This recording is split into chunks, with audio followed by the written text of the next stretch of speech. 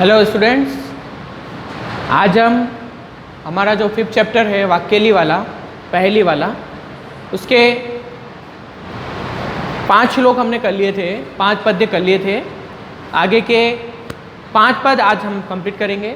ये 6 वाला देखिए आप।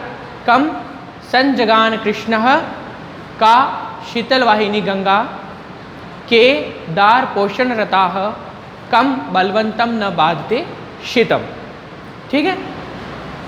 कम संजगान कृष्ण, कम यानी किसने, संजगान यानी मारा, और कृष्ण मतलब श्री कृष्ण के बारे में दे रखा है।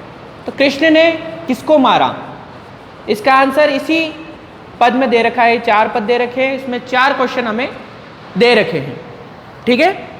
तो कृष्ण ने किसको मारा, कंस को। ये देखिए कंस, इन दोनों को मिला के ये जो शब्द बन जाएगा कंस, जो नाम है वो। ठीक है।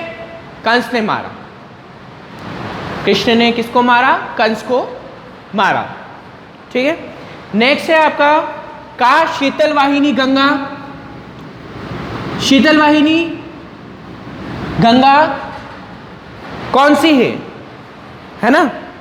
शीतल वाहिनी गंगा कौन सी है, ये इसमें पूछा है। शीतल नदी गंगा कौन सी है, तो इसका उत्तर भी इसी में दे रखा है, काशी। काशी, ये देखिए काशी, शीतल नदी गंगा कौन सी है, काशी। ठीक है। काशी अर्थात काशी में बहने वाली नदी। काशी में जो नदी बहती है वो शीतल नदी है। फिर थर्ड आ जाइए आप। थर्ड वाले में क्या होगा, इसमें के दार पोषण रताह, के दार पोषण रताह, यानी दार पोषण रता मतलब पत्नियों के भरण पोषण में कौन लगा हुआ है ना। पत्नियों के भरण पोषण में कौन लगा हुआ है, यहां पर हमें दे रखा है केदार पोषण रता, अर्थात किसान। केदार है ना, इसका मतलब हो गया किसान। पत्नियों के भरण पोषण में कौन लगा हुआ है, किसान। ठीक है। किसान कौन, खेतों का पोषण करने वाला, और खेतों से जो अन्न उगता है वो घरों में काम आता है, और घर में जो खाना वगैरह बनता है वो स्त्रियां बनाती है। तो उन पत्नियों के बारे में बता रखा है। और अंतिम है कम बलवंतम न बाधते शीतम। बलवंतम अर्थात बलशाली, मजबूत, न बाधते शीतम मतलब शीतम मतलब सर्दी। सर्दी की जो ऋतु है, शीत ऋतु, उसके बारे में बता रखा है। और बाधते मतलब किस बलवान को सर्दी पीड़ित नहीं करती है। ठीक है। तो इसका आंसर इसी में दे रखा है, कंबलवंतम। कंबलवंतम, कंबल वाले को, मतलब जो सर्दियों में ओढ़ने के लिए काम आता है कंबल, उसके बारे में बता रखा है। ठीक है। कंबलवंतम अर्थात कंबल युक्त व्यक्ति को, जिसके पास कंबल है उसको शीत ऋतु कोई बाधा नहीं पहुंचा सकती है। ठीक है। वो कंबल ओढ़कर उस शीत ऋतु से अपनी सुरक्षा कर लेगा। ठीक है। ये इसका आंसर। 7th वाला है केशवम पतितम दृष्ट्वा द्रोणः हर्षम उपागतः रुदन्ति कौरवाः सर्वे हा हा केशव केशव। ये किसी ग्रंथ से लिया गया है। ये जो पहली है किसी ग्रंथ से ली गई है। तो इसके 2 अर्थ हैं। इसको समझने के लिए 2 अर्थ इसके दे रखे हैं। केशवम पतितम दृष्ट्वा द्रोणः हर्षम उपागतः रुदन्ति कौरवा सर्वे हा हा केशव केशव। ठीक है। तो पहला अर्थ तो यह हो जाएगा इसका, केशवम पतितम दृष्ट्वा, श्री कृष्ण को गिरा हुआ देखकर, है ना, गिरा हुआ देखकर द्रोणाचार्य खुश हुए। द्रोणः हर्षम उपागतः, द्रोणाचार्य खुश हुए। आगे देखना, रुदन्ति कौरवाः, सभी कौरव रोने लगे। रोकर क्या बोलने लगे? सर्वे हा हा केशव केशव। केशव यहाँ पर श्री कृष्ण के लिए दे रखा है। केशव केशव अर्थात श्री कृष्ण श्री कृष्ण। हाय कृष्ण हाय कृष्ण। हा मतलब हाय। और इसका दूसरा अर्थ यहाँ पर यह दे रखा है कि पानी में शव को देखकर, है ना, पानी में शव को देखकर कौआ प्रसन्न हुआ। केशवम प्रतितम दृष्टवा, पानी में शव को देखकर कौआ प्रसन्न हुआ। द्रोणः हर्षम उपागतः, यहाँ द्रोणाचार्य खुश हुआ, वहां पर कौआ प्रसन्न हुआ, कौआ खुश हुआ ना। इसका दूसरा अर्थ दे रखा है ये। रुदंती कौरवाः, यहाँ पर कौरव रो रहे थे, तो यहाँ पर इस दूसरे अर्थ में श्रृगाल रोने लगे। सभी श्रृगाल रोने लगे। क्या बोलने लगे? हा हा केशव केशव की जगह यहां पर आ जाएगा हाय जल में शव, हाय जल में शव। मतलब उन्होंने उस पानी में जो देखा उसको वो शव समझ चुके थे। पानी में शव को देखकर कौआ प्रसन्न हुआ, किंतु समस्त जो सारे श्रृगाल थे वो रोने लगे। हाय जल में शव, हाय जल में शव। ठीक है।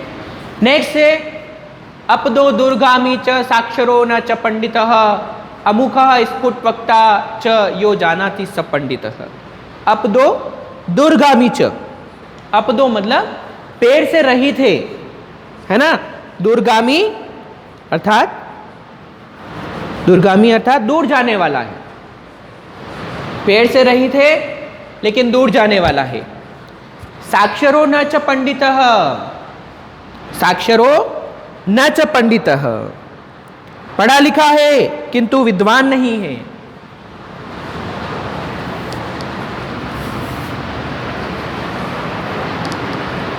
पढ़ा लिखा है किंतु विद्वान नहीं है। अमुखः स्फुटवक्ता च, अमुखः स्फुटवक्ता च, मुख से रहित है ना, मुख से रहित है किंतु स्पष्ट बोलने वाला है। मुख से रहित है किंतु स्पष्ट बोलने वाला है। यो जानाति स पंडितः, जो इसको जानता है वो पंडित है ना। जो जानता है वह पंडित है। पंडित यहां पर विद्वान के बारे में दे रखा है। पंडित जो शब्द दे रखा है वो विद्वान से रिलेटेड है। ठीक है। तो इसका आंसर क्या हो जाएगा? देखिए, अपदो दुर्गामी च, पेड़ से रहित है किंतु दूर जाने वाला है। साक्षरो न च पंडितः, पढ़ा लिखा है किंतु विद्वान नहीं है। अमुखः स्फुटवक्ता च, मुख से रहित है किंतु स्पष्ट बोलने वाला है। यो जानाति स पंडितः, जो जानता है वह विद्वान है। तो इसका आंसर हो जाएगा समाचार पत्र या संदेश पत्र। ठीक है, संदेश पत्र या समाचार पत्र इसका आंसर हो जाएगा। और नेक्स्ट है 9th वाला, वृक्षाग्रवासी न च पक्षीराजः त्रिनेत्रधारी न च शूलपाणिः त्वग्वस्त्रधारी न च सिद्ध योगी जलम च विब्रन्न घटो न मेघः। ठीक है। वृक्षाग्रवासी न च पक्षीराजः, पेड़ के ऊपर ही ऊपर रहता है किंतु वह गरुड़ पक्षी नहीं है। त्रिनेत्रधारी न च शूलपाणिः, 3 आंखों वाला है किंतु भगवान शिव नहीं है। शूलपाणी किसको बोलते हैं? भगवान शिव को। ठीक है। 3 नेत्र मतलब 3 आंखों वाला है लेकिन वो भगवान शिव नहीं है। ठीक है। त्वग्वस्त्रधारी न च सिद्ध योगी, वल्कर वस्त्र धारण करने वाला है परंतु वह सिद्ध योगी नहीं है। वल्कर वस्त्र जो साधु लोग धारण करते हैं उनको बोला है। त्वग्वस्त्रधारी, ठीक है ना, जो साधु लोग धारण करते हैं, छाल के जो वस्त्र होते हैं एक साधु के जैसे, उन वस्त्रों के बारे में। और जलम च विब्रन्न घटो न मेघः, जल को धारण करने वाला है किंतु घड़ा या बादल नहीं है। ठीक है। तो पेड़ के ऊपर ही ऊपर रहता है किंतु वह गरुड़ पक्षी नहीं है। 3 आंखों वाला होता है लेकिन भगवान शिव नहीं है।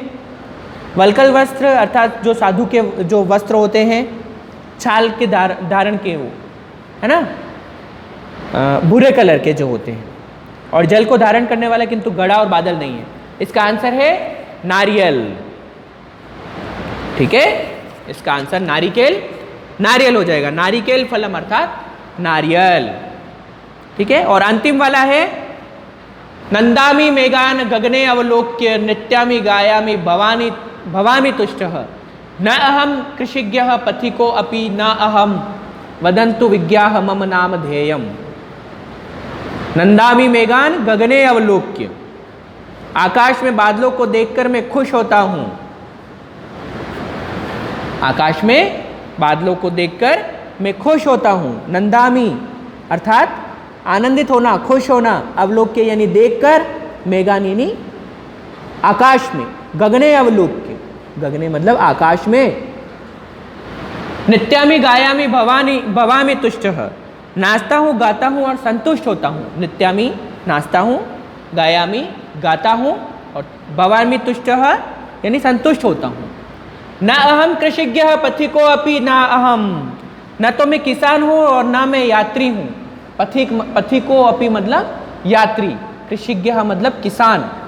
ठीक है, और वदन्तु विज्ञाः मम नाम ध्येयम्, है विद्वानों मेरा नाम बताओ।